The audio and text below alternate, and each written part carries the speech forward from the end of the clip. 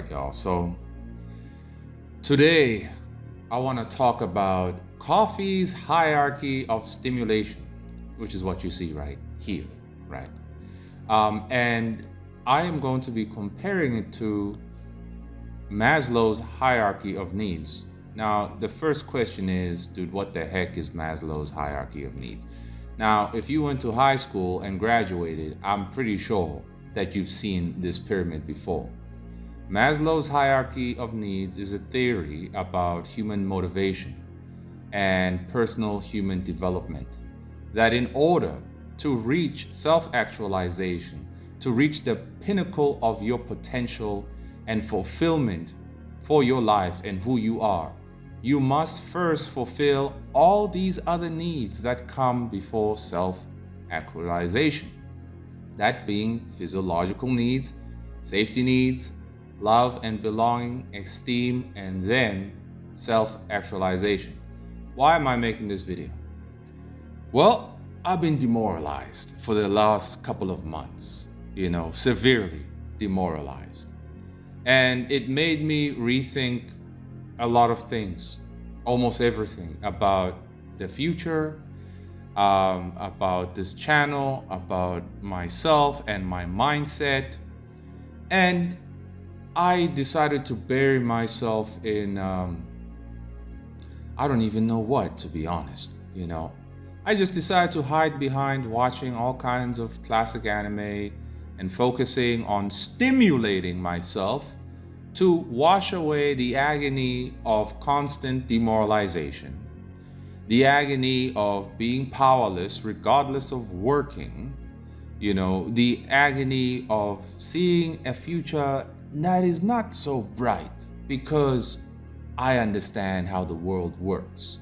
The agony of seeing the ignorant celebrate PSYOP propaganda campaigns and think that the oligarchs, the politicians, and the social media influencers are all on their side and they're doing things for the masses' favor. That's demoralizing to me.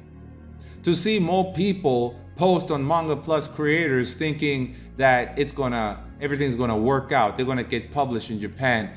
No, it's not, despite all the evidence.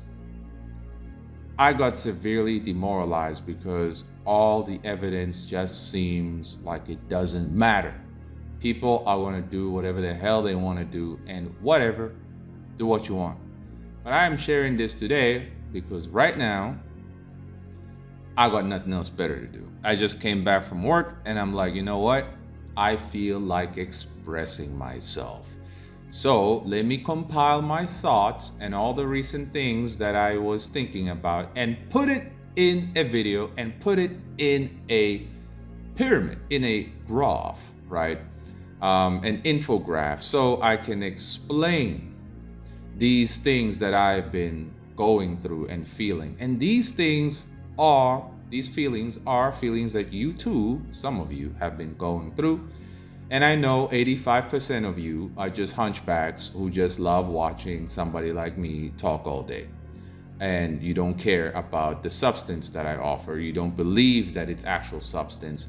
You believe it's garbage, but you're still here because you have nothing else to watch. Well, the 15% who believe it's not garbage and that it is of substance and it is actually helpful, well, I'm sharing this knowledge with y'all. So these are my findings, right? Now, again, I explained what Maslow's hierarchy of needs is and so on, and how you need to fulfill this hierarchy chronologically before you reach self-actualization. Self-actualization is what most human beings never reach. First, let's actually decipher perhaps where does the hunchback. The hunchback, for those who don't know, for whatever reason by now, the hunchback is an individual who has forsaken his dreams, right? Either he realized he's not good enough or he's just too lazy to keep going. But now he has taken his laziness and decrepitness and turned it into rage and hate that he's going to use to fuel his unending attempts to drag other people down who are trying to move forward with their own dreams, who are trying to do something for themselves with their own lives, the hunchback is going to want to drag you down. The ghouls and golems and fishwives are those who want to watch you all day long and gossip about you and do nothing with their lives. So let's try to figure out, where does the hunchback belong on this pyramid? Because the hunchback never reached self-actualization. He doesn't have a soul, right? He's controlled by his rage. He's controlled by his envy for others. He wants to drag you down. So I would say honestly, right, that a lucky hunchback would make it all the way to love and belonging. Now, not love from a family and real friends, but belonging in a Discord server, right? So it explains nicely over here that if you have love and belonging, it is, in brackets here, social connection and acceptance. So he has found a group of degenerate losers that he can connect with on Discord, and together they congregate to drag other people down and organize hit internet campaigns against your channel. He, a lucky hunchback, finds himself over here. He does not go above love and belonging, right? If for some reason a hunchback is able to have a good family, friendship, community, romantic that's all impossible. Ain't no hunchback got a good family, friends, community, and so okay, they have a toxic community, definitely no romance, group membership, well, that's a Discord, affection, hell to the no. It got no affection, intimacy, not at all, right? Dude just got a blow up doll. So that is a lucky hunchback in which he has found a connection and a toxic community where his degeneracy can be accepted and his rage and envy can be directed to the latest person to be targeted, because the group of the group leader of the Discord server says, today we are gonna attack Coffey because blah blah blah. Tomorrow we are gonna attack so and so because blah blah blah. That is a lucky hunchback. A unfortunate hunchback, and of course it depends in which environment you are born in, right? An unfortunate hunchback, if lucky, if you are unfortunate, you're not so lucky, but oh well. Safety needs. I would say every hunchback on the internet definitely has the first two needs secured easily. Because obviously if you're online stalking people, hate watching people, bro, all your physiological needs are met. You got good air to breathe. You got water and food and shelter. You're good. All your biological requirements for survival, you are all right, right? And obviously you must have a form of safety needs already fulfilled, right? Your environment, as it says here, security and predictability in one's environment. There is some I won't say control, but your environment is not disastrously bad like a war zone where you don't have time to hate somebody you don't know on the internet. So obviously your safety needs are met. You got that personal security. Perhaps you got some privacy in your little basement, right? Again, right here, you're not going through war and crime.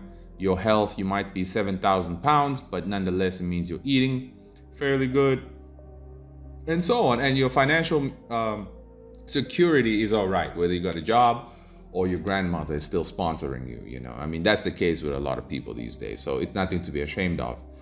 And so most hunchbacks begin and end at love and belonging. They never go beyond that. They cannot develop self-esteem, right? They cannot develop competence and respect and earn respect because they gave up. They gave up the race, right? They didn't want to develop any further. They can't get recognition anymore, right? Let's say one hunchback is a good artist. They don't want to get recognition for their art. They want to get recognition for which politics they uphold. And so that's obviously going to negate true respect for the individual. Hey, I'm trans, so respect me. And by the way, here's my art. Nah, bro. Maybe I would have respected you if you focused more on the art than you wearing a damn skirt and showing us your hairy legs. So Yeah. And then self-actualization is for the few people on the earth who will ever reach that, realizing their full potential, pursuit of meaning and whatnot. Now, of course, I have gone beyond self-actualization to the point where I reach self-evolution, personal evolution, and self-realization. This is beyond Maslow's hierarchy of needs, but I'm not going to talk about that because 99.99% won't even understand. So now that we know Maslow's hierarchy of needs, let us go to Coffey's hierarchy of stimulation. Now, what is the function? What inspired me to create this pyramid here? It's because the human being of today is different. We are not like our grandfathers and great-grandfathers. We're not. We are a doomed society and a doomer population in which we have to pursue stimulation to feel okay. People back in the day, your grandfather and great-grandfather going backwards, they never had to pursue stimulation. They were constantly being stimulated for the sake of their survival, right? Most of our ancestors, they were in pursuit to fulfill their physiological needs. Just that, depending if they lived in the jungle or maybe medieval Europe, but let's say majority of human civilization, the only place that they managed to secure, right? In fact, they couldn't really secure anything. But surprisingly, the ancestors were able to skip or not focus so much on the safety needs, but they were able to jump to love and belonging. Now, they sure as hell didn't love each other, really, right? They needed each other. If they didn't work together, they would all starve to death, right? So one thing is for sure, in terms of safety needs for the ancestors, it wasn't consistent. They were still at the mercy of nature. You see, a giant hurricane could happen, blow down the wooden house or the grass hut house and so on, or an earthquake. They did not have the technology to withstand the forces of nature, right? But they did have each other. That doesn't mean it was kumbaya and singing around the fire, all lovey-dovey. No, they didn't have a choice. It's either, hey man, you stay right here and deal with all this toxicity in this family, or you can leave the tribe, go get eaten by a bear. It's okay. Of course, you ain't gonna go get eaten by a bear. You're gonna stay with your toxic family, with your toxic tribe. We're gonna do rituals and weird things, and you're gonna do it so that you don't get kicked out and go get eaten by a wolf, right? So, though the point is, humans back then, they didn't need to pursue stimulation as we do. They were constantly experiencing stimulation because they were trying to fight for their needs, right? In order to survive, they were constantly under stimulation, either running from a bear or hunting a deer to make food, or fighting and killing, invading nations and so on. So there was never a dull moment back in those days. If you didn't work, you would die. If you do work, you are stimulated. Back then, if you work now in an office, you want to blow your brains out because that work is not stimulating. It's work a robot should do. It's a BS job, right? And so, humans back then had miserable lives, but they never experienced the type of dullness that we experience now. The dullness that creates omega level of depression, nihilism, and hopelessness. Now, a real quick word about hope and the paradox of humanity is that human beings need hope for good and bad reasons. Hitler had hoped that killing all the Jews would fix Germany and taking over all of Europe and creating a legion race of blue-eyed Super Saiyans would make things better. He had hope that that would be a good thing and everything would work out. And then the victims of Hitler had hoped that Hitler would relent and stop killing them, But in the end, notice how hope can inspire evil, and can it inspire good? A little bit. But then the good is always corrupted if the inception is hope. And so, nonetheless, our ancestors, because they were constantly working to fulfill their needs, there was constant hope that one day we will have all our needs met. Little did they know that a human being that has all his needs met becomes a nihilistic, depressed, suicidal person, right? That's the unfortunate reality. That's the unfortunate reality, right? We all know the saying, good times make weak men, bad times create strong men. It's absolutely absurd with what we have to deal with as human beings. This part is not our fault. This is the curse of this universe. This is the duality that just don't make no sense, but we just got to deal with it, you see. So going back now to my hierarchy of stimulation here. As you see, Maslow here, there is a foundation that, hey, you need your physiological needs. And so same thing with mine. We have our foundation. Our foundation for stimulation in these days is to doom scroll. It's to go to social media, whether Twitter, Instagram, and whatnot, doom scroll for who knows how long, bro. You doom scroll until you feel all right. Some can say, bro, I deleted Facebook, Instagram, whatnot. If you're here, you didn't delete anything, bro. If you're on YouTube, you're still scrolling, trying to find that one video. That one video that's just gonna give you that caffeine. So you're on social media, doom scrolling. But because we are modern humans, this is our way of life. We have to pursue stimulation. We don't automatically get stimulation because our lives are that dull. Our lives are so disengaged from life itself. We don't hunt.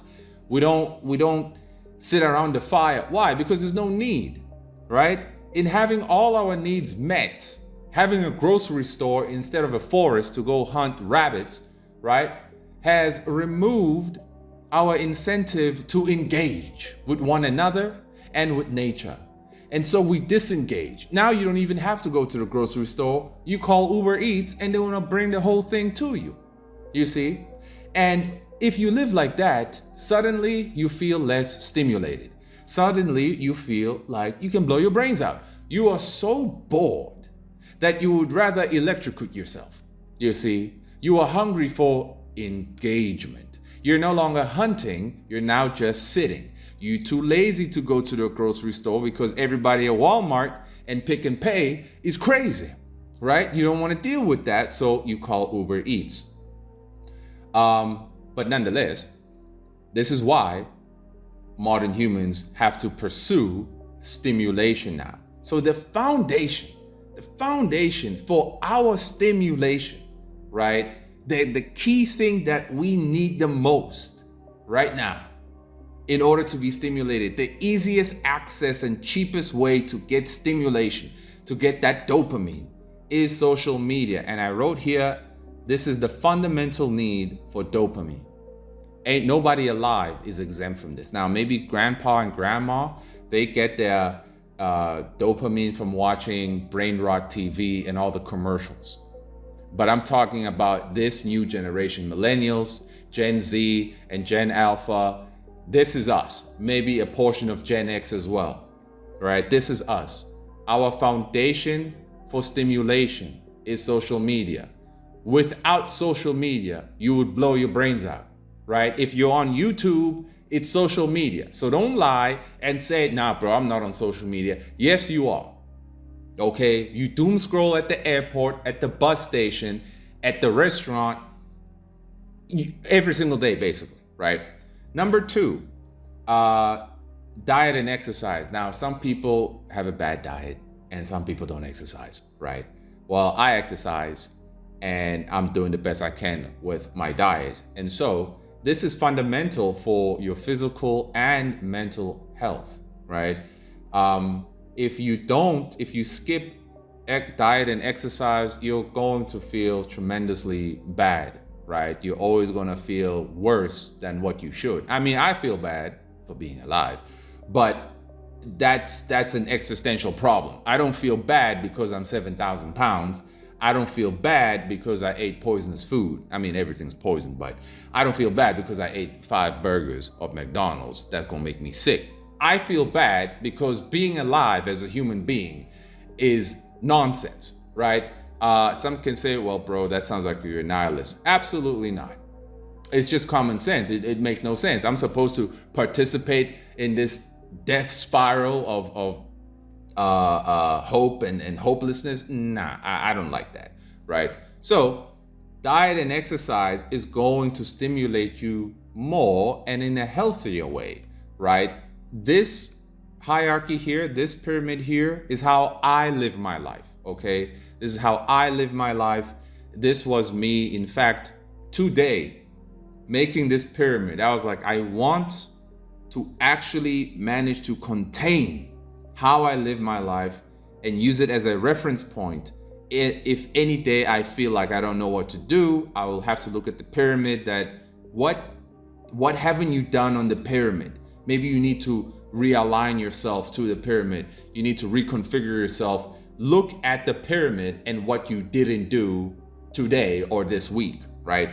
So diet and exercise stimulates me positively, right? It does. And I recommend that you all do the same thing.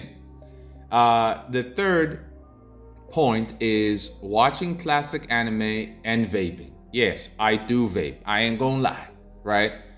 We keeping no secrets here. A dude does vape. I got that Hubley machine, right? And I got the normal vape thing. So for me, vaping stimulates me to relax, and watching classic anime in particular, not Solo Leveling, not My Loser Academia, none of this new garbage. Watching classic anime, Yu-Gi-Oh, Dragon Ball, and a bunch of others that are classics, right? From the 90s even. Yes, that what it fulfills. It gives me the fundamental need for comfort and nostalgia, right? Comfort and nostalgia. It makes me feel comfortable. It makes me feel safe. It takes me to a time in my mind where things made sense, when things were safe. And so that's why I watch classic anime and I vape. Point number 4, gaming. Gaming for me is not something I do every day or even every week. Notice that at the end of the day, you can't actually fulfill everything on the pyramid in one day, 1 week, or 1 month. Of course, it depends, but I know for myself, in a week, I probably could game twice or once. But in a month, I should say, I would definitely know I would be gaming twice a month, right? So gaming for me provides a fundamental need for artificial progress and validation. I like fighting games and racing games. So when I play my Street Fighter 5 or Street Fighter 6, or I play my emulated PlayStation 2 games of the old school Dragon Ball Z games, I am able to put them difficulties up to the max or put it as high as I need to. And I can monitor my progress. Have I mastered the combos? Can I beat the computer? I don't play online. I don't care for online. I don't need it. I don't need ranked mode online. Offline is just good enough for me. Knowing that I can beat the computer at a certain difficulty shows me that I've progressed, and it validates my skill level, and I feel just fine, right? It stimulates me positively, right? But notice that in order for me to be comfortable enough, emotionally stable enough to game, I have to have underwent all these other ones: social media, diet, classic anime, and vaping in order to game. Can I skip a few? Can I play a game without exercising this week, the whole week? Absolutely not. I wouldn't be able to, right? This actually is sequential. It's sequential. Now, I don't wake up in the morning, first thing I do is go to Instagram. No. I used to do that, but actually that ends up just frying your brain. I don't actually remember what I do the first thing in the morning. Oh, wait, I know now. I drink a lot of water, and then I start stretching. That's all I remember, right? But ultimately, I know that I cannot actually skip these. In a week, as I said, I might game twice or once a week. And so within the week, I know that I would have had to exercise, and I automatically would have been on social media. I would have to at least vape once in the week, or in fact, I do this at the same time. I only vape when I'm watching a classic show. Otherwise, I don't, I would have to do the vape and classic anime sometime within a week. Then I would be comfortable enough and mentally stable enough and secure enough to feel like I can game today, you see. And then at the very top is drawing. Now, I am the one who told everybody that you need to stop being a sissy and a crybaby, and you need to get to work and start drawing. Well, have I changed my mind? Well, no, but I am the one who has evolved now, right? Many people said I draw for fun, yay, milk and cookies, I want to get compliments, and I said that's gay, that's stupid, that's a waste of time. And it still kind of is, because the people who were saying that are hunchbacks who pretended as if they were drawing and taking things seriously, but they never were. And so when I held them accountable, they say, why are you being mean? And I said, because you out here pretending like you're taking this seriously. And then when you're being questioned, you're saying you're just having fun. Well, you should have made it clear from the very beginning, right? But now that I have come to this conclusion and this mindset and this state of being that I am in, for me, in order to draw, I would have had to fulfill all of these requirements to feel mentally stable enough and confident in myself and in my environment. And you might ask yourself, why? You need to feel confident and safe to draw? Why? Because, well, if you live in a dysfunctional environment, I doubt you'll be able to focus and draw. I doubt you'd have the intrinsic motivation to draw at all, right? So for me, if I could have 2 weeks of undisturbed doom scrolling, diet and exercise, anime and vaping, and gaming, I will be mentally prepared and mentally secured, confident, and safe to start drawing. It is rather unfair that it's come to this, but it is what it is, right? At the very top is drawing, and this fulfills the fundamental need to feel alive and fulfilled. Without drawing, everything below drawing is a substitution. It is a fact. Drawing and finishing my product is the only thing that makes me feel alive and fulfilled. But guess what? You don't need to feel alive and fulfilled to live your life. You don't need it, right? You don't need to feel on top of the world and self-actualized in order to live your life, because there's so much artificial ways to receive stimulation. And we're just going through it right now, right? So I used to wonder, why do people not finish their product, man? Why don't they?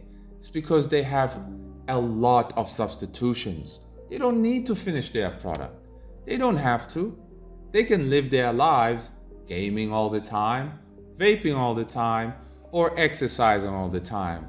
They don't need to feel or experience that feeling of fulfillment and transcendence. They don't need it. It's not a need.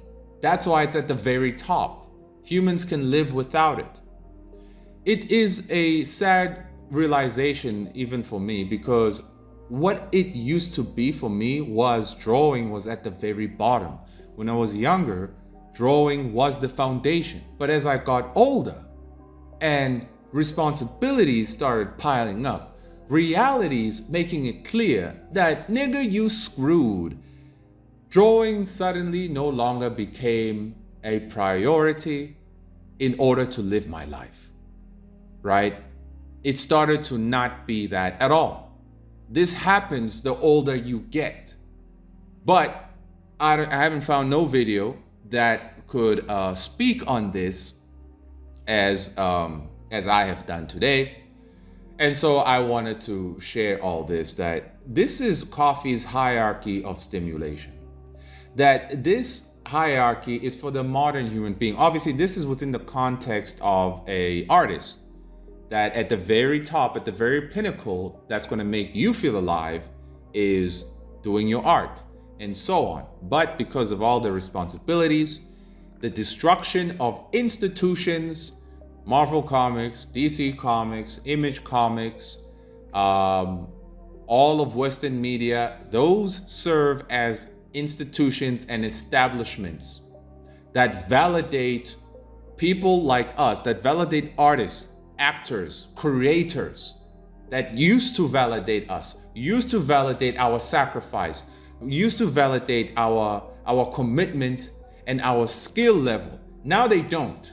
Now they don't care. Now, because they have AI or retarded actors who are just going to be used to create slop, of course it's going to demoralize you, right? Of course it's going to demoralize you. And then your art doesn't become your foundation anymore.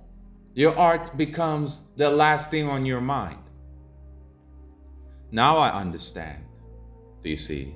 Now I understand, and now even me, even I have fallen. I have fallen, y'all. I'm being straight up honest. You know, it's been 3 months since I told myself, okay, time to draw chapter 25 of Bloody Hell.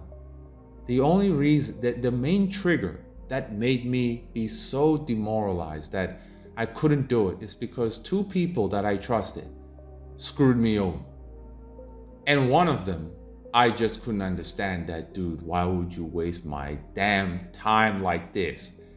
Dude was blaming stuff on political garbage. I'm like, bruh, you can't be serious. Where the hell's my money?